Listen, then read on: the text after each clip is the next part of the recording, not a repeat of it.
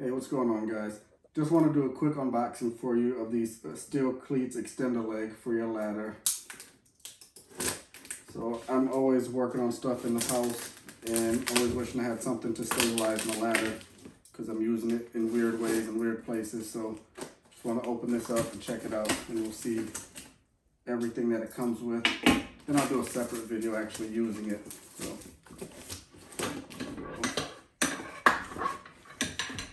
be careful on my table here. So these are surprisingly heavy. So close look here.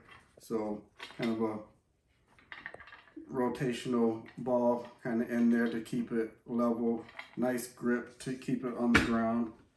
Does seem to grip nice.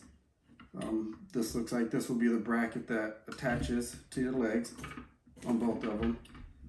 And then there's something else in the box here. Let me see. Should be so then here's your installation instructions and your hardware pack. So, some bolts and some washers and everything.